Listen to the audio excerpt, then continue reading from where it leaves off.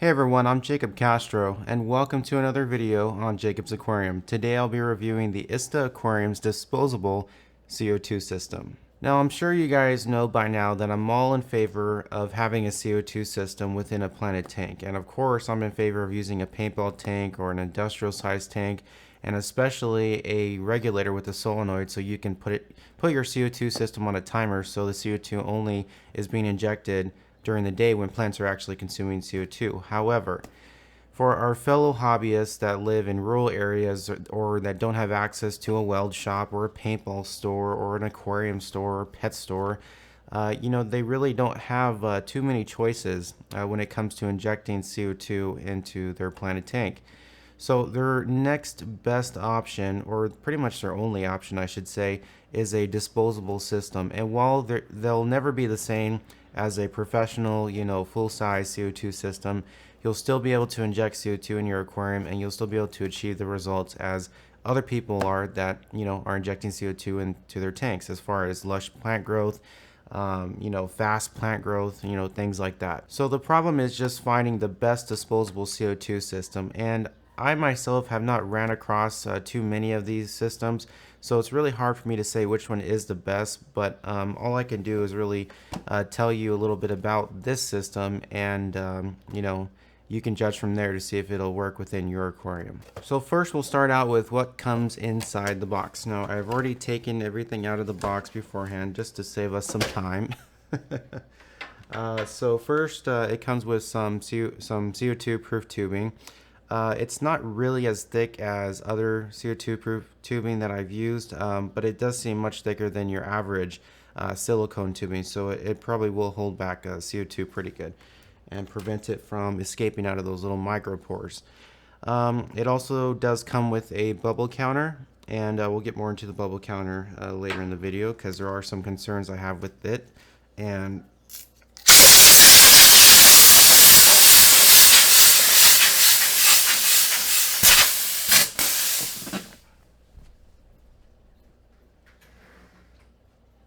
so I guess we can get back into the review. So obviously don't unscrew the tank from the regulator if it's not completely empty. I'm not used to that, because I'm more familiar with regular size CO2 systems and paintball tanks. Usually in a paintball tank there's a pin at the top that prevents the CO2 from coming out, or prevents the flow of CO2 when you when you unscrew the tank from the regulator. But it seems like this one doesn't, and it just continues to CO2 just continues to flow and flow and flow. Because there's nothing that's going to stop it. So obviously don't do that. And also, I did notice when I was screwing in the tank, which I didn't do that on video, obviously, a lot of CO2 did escape out of this little hole right here. And this little release hole is pretty typical with most regulators like this that are used with paintball tanks and such. And what it's really for is so that when you're unscrewing the tank, where you're gonna when you're gonna put a new tank on the regulator or whatever, that little bit of CO2 that's trapped in here gets released, and it doesn't while the tank is still being unscrewed, so that the tank doesn't fly out of the regulator and hurt your hand or whatever. But this hole, for some reason, is releasing a lot of CO2, and I think it's just because what I just said. There is nothing stopping the flow of CO2 from this tank as soon as you screw it in and as soon as you screw it out. So that's definitely a negative aspect of this CO2 system, and something that I really was not expecting. I know this is a disposable CO2 tank, but I did not know that it did not have anything like a pin or anything in the top to prevent the flow of CO2. So that's something to definitely note and remember when you use a CO2 system. So now we'll talk a little bit about the bubble counter. The bubble counter has a O-ring inside right here to prevent any CO2 leaks, which is good. It kind of feels well constructed. I mean, it's basically plastic. This part is pretty hard plastic. So the only negative aspect about this bubble counter is the two little locking nuts at the top here, because when you put the tubing when you put the tubing on or through the locking nut to then secure it onto the bubble counter, like so, it is nearly impossible. I shouldn't say nearly, it's actually impossible to put the locking nut or to screw the locking nut completely onto the threads right here. And you could try moving the tubing up just a little bit, just like that, but you can see even still it doesn't help. So securing the tubing to the bubble counter, impossible. And which that's kind of a big disappointment. So something to note again with this CO2 system is not to really use the bubble counter unless you want CO2 to escape from your system, because not properly securing these the tubing to the bubble counter will just allow CO2 to leak out, and you'll just be wasting your money. So my recommendation, I should also say, because just leaving it on like that will not prevent CO2 from coming out. You need to actually lock it onto the bubble counter. So my recommendation would be to use another bubble counter from a different company, not the one that's supplied with this system.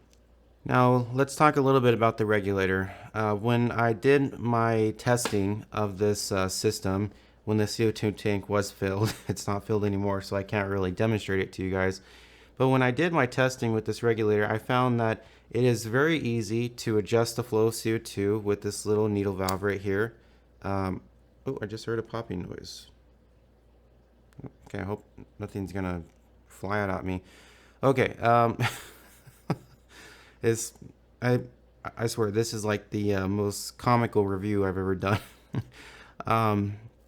So anyways, it was very easy to adjust the flow of CO2, very precisely, by the way. So the needle valve, top notch, works exactly like it should. This little locking nut right here is perfect. No issues connecting the CO2 tubing to it. It pretty much is just the same as any other CO2 regulator. And since it's metal, it's much easier to secure onto the regulator versus those plastic ones on the bubble counter, which, it would have been nice if they put these metal ones on the bubble counter. I don't know if that's even possible, but it would have been nice because, it would have worked. So, but obviously those are plastic, so they didn't work. The gauge does work as it should. It does properly display the amount of CO2 in there, and it does move. It does move when you put the tank in, so it is working properly. And it is glass right here. It's not plastic. So actually, yeah, this is plastic. Okay. So it's not glass. It is in fact plastic. So be careful. Don't drop it, because if it cracks, then you're gonna have a hard time reading your gauges. Overall, it feels pretty solid. I mean, it seems like it's machined from actually two pieces of either steel or aluminum. So it does feel pretty well made. It does also have a rubber O-ring in there to also prevent leaks when you screw in the tank. So this CO2 system is, I would say, decent. I wouldn't say the best, just because using a tank that you can't remove once it's screwed into the regulator is a little weird, because as I said before, I really couldn't come up with an example of when you'd have to do that. But in any emergency or any situation, or if something were to come up that you have to do that, you can't, or else what happened to me is going to happen to you. So that's one thing I definitely don't like.